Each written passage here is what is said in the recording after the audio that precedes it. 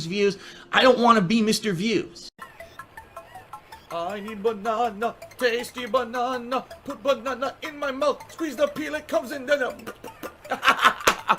squeeze banana.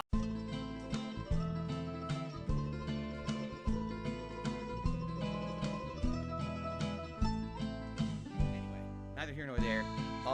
Wednesday's supposed to be my day off. If it is, great. Then that means that we'll have today and tomorrow to do some fun full-time streaming. But if for some reason Wednesday ends up being a day that was inclement weather outside, and I can't go out for some odd reason, then we'll flip-flop that.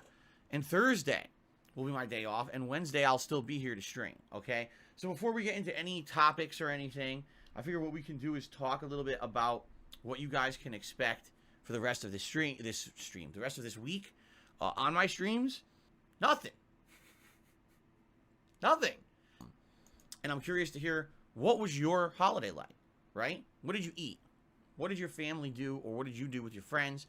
Did you just stay home yourself? What presents did you get? I want to hear all that. I want to interact with you guys today on the pre-stream. You hear me blab every day endlessly. Blah, blah, blah. You come to the pre-stream podcast. You say, Phil, when does the game start? And I turn on the camera, and I say to you just like this, blah, blah, blah, blah. And you say, well, that's annoying, Phil. I wish that you would just start the game. Blah, blah, blah.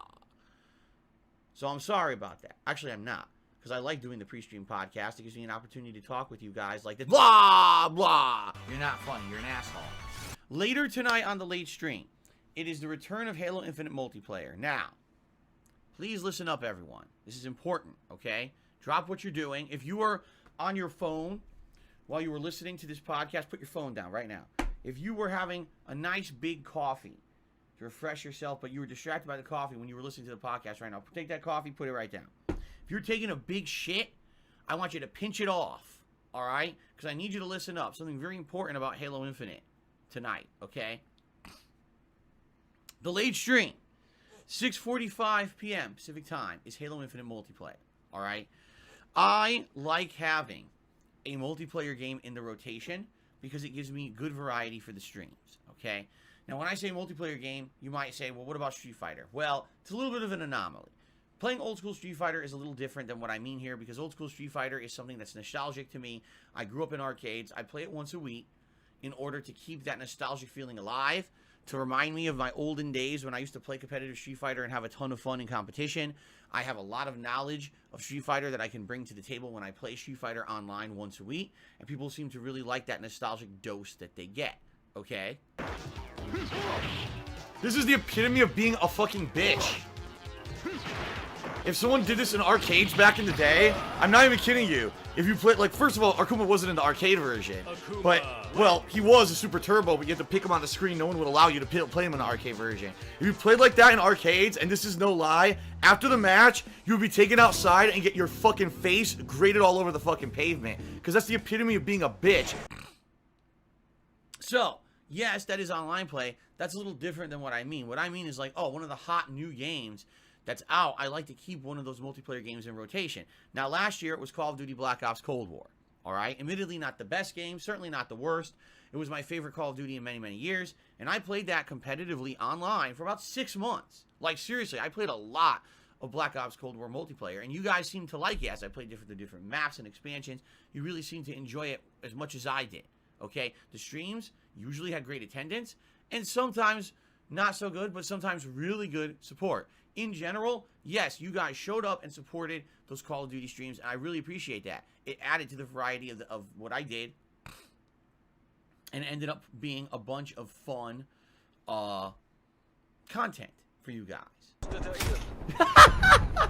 This is absolutely insane. What the fuck happened? What the fuck? Look at this. Look at this nonsense. Are you kidding me? Look what... Dude, fuck this game. Fuck this fucking game. This is the most unrealistic shit I've ever seen in my fucking life. No one can hit the guy. No one can hit that fucking guy. Last year, one of the major reasons people liked the Call of Duty streams was the wager system on Twitch. Okay? I loved it. I'm happy that I was able to use it for the short period of time that I did, which was like a couple of months. It's gone. It's Twitch's fault. I'm sorry. I know a lot of people, oh, no, Phil, you got removed from the Twitch Partner Program. It's your fault. Fuck that. If I was responsible, they need to prove it, and they didn't do anything. I did nothing. They wanted to remove me because of trolling. It's that simple. I have so many trolls who harass me on a daily basis and do things like false reports and all kinds of shit. Twitch didn't want to deal with it anymore. Just like Curse. Many years ago, I was partnered with Curse on YouTube. Curse literally after about a year contacted me via email and said, Phil, we want to apologize. Actually, they emailed me and said, we want to talk to you on the phone because it's so important. So I actually had a phone call with them. And the guy actually apologized profusely to me and said, you've done nothing wrong.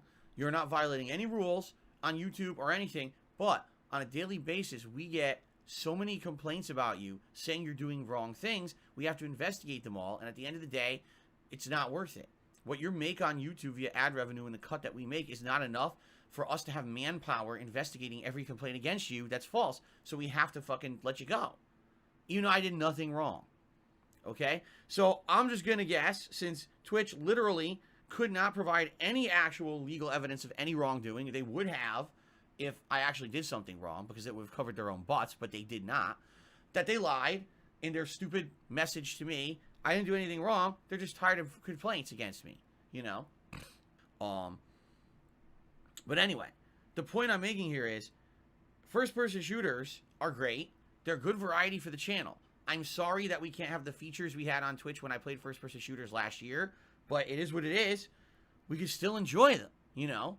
And I see this attitude of people, I'm playing Halo Infinite, and they're like, well, it's fun, but it's not as good as when Phil played Call of Duty.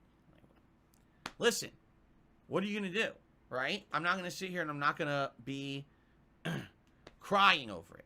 I want to play competitive first-person shooter games. I enjoy them. Halo is the game this year to play. It is. It is the game. All right? So why am I talking about this at length? Because when I play Halo Infinite, all right, attendance is usually pretty good.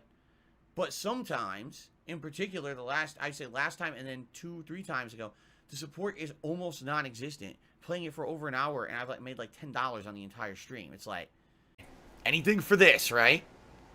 Most content creators don't ever have to bring to the forefront to their audience, because most content creators who do this full time have sponsorships, have partnerships, aren't trolled into oblivion by a bunch of fucking losers, and so they can have supplemental income. So if they want to play a game that isn't necessarily doing great and doesn't make them a lot of profit when they play it, they don't have that concern because they're still making enough money. I have to be worried about every stream. I really do.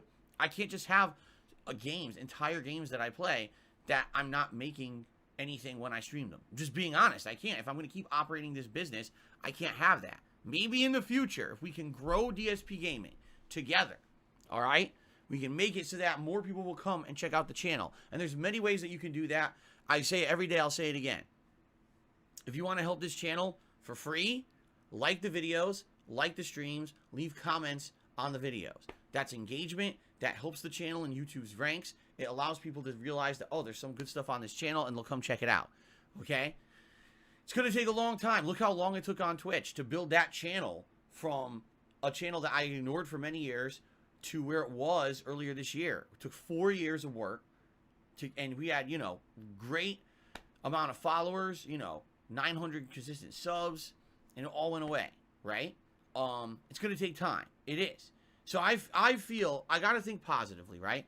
And I think strongly, I really believe this strongly, that if I stick with it here on DSP Gaming on YouTube, if you guys are in for that ride and you're going to buy into it and say, we want this channel to get better, we want it to grow, we want it to maybe get back to some prominence like it used to be many years ago. It'll never be how it used to be, but maybe we can see a little bit of growth here on DSP Gaming, right? I told you one of my goals, get 200,000 subs by my birthday, which is the first week of April, right?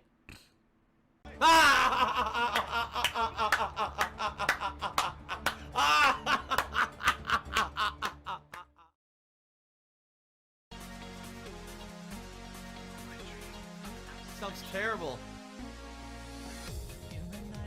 Ooh!